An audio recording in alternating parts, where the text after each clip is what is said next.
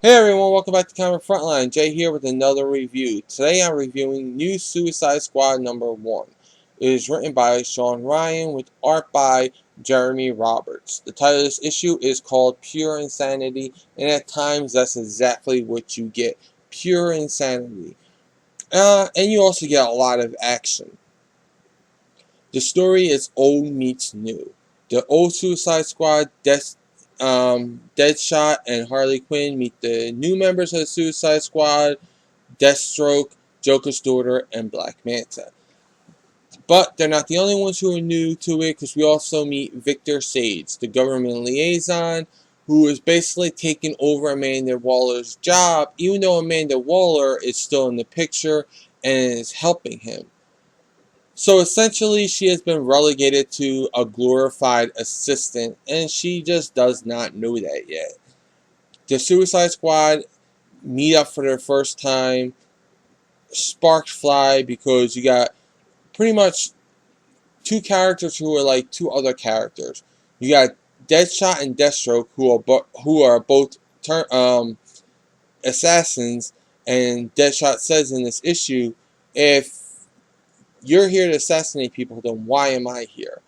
And Harley Quinn and Joker's daughter, who Harley Quinn wants to just kill because she doesn't like that she's wearing Mr. Jade's face, and the Joker's daughter is a little bit crazy, thinking that Harley Quinn is jealous because the Joker chose her, and Harley puts her in her place, telling her, "No, you found his face in a river. You're a freak." The Suicide Squad get their first mission together, and that's to go to Russia to assassinate someone.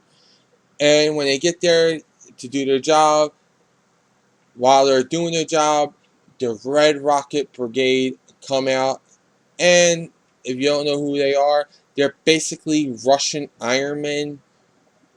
As a comic reference, if you want to picture that, they're a group of soldiers that work for the Russian military, the Russian government, and they're in armor, so they can fly and stuff like that, like Iron Man. Now, that's basically the issue. There is a lot of action in this issue, maybe a little too much, because I think that's what I wanted more of. I wanted more story, not more action.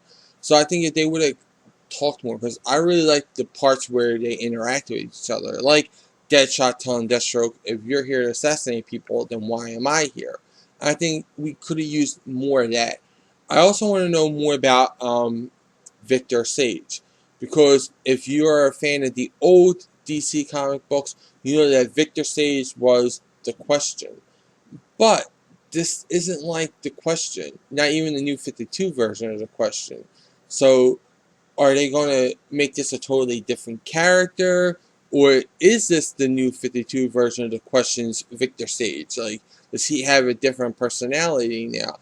Because this guy is the guy who's really hardcore about he wants to be part of the Suicide Squad, and he thinks it'll be really cool if, like, they can score the Joker to be on it. Like, even though Amanda Waller tells him that Joker's a homicidal maniac who will kill you when you're sleeping or something like that, and he's like, he still wants him on the team. So, how amazing would that be if we can get him on the team? Now, this is the Question. Maybe he's using this as a way to infiltrate the government to find out their secrets, because he was like this big conspiracy guy. But I don't get that vibe from him. I just feel like he's this guy who thinks it's really cool to be working on this. So the story, I'm going to give 4 stars, because I think I needed more story, and I think what we got was more action. The art, I really like the art. Jeremy Roberts does a really great job on the art. He has a lot of detail, which I always like. Everyone knows that. And I also like how he gave different body types. And you can see this when Amanda Waller's walking down with her assistant. Amanda Waller's this tall, skinny woman, where her assistant's this shorter, heavier set woman. And you see that not only in the body, but also in the faces. So each face is different. A lot of artists, they forget that when you draw someone, you gotta draw their face to match their body. This girl's face does matches her body. It all looks proportionate. So I love that. I'm gonna give the art 4.5 stars. Overall, I'm gonna give this book though 4 stars. I'm going between 4.5 and 4 stars. So I'm going to actually give it 4.25 stars because I do think it's stronger than 4 stars, but I don't think it deserves that 4.5 yet because there wasn't enough story for me. And once I get that story, which I think the next issue will give us more, I think I'll get it. Because like they don't even tell you who the Red Rocket Brigade is. You know, you just see these guys in this armor. But if you're fans of the old DCU, you know who they are. I say pick it up. It's a good book. Especially if you want an action book.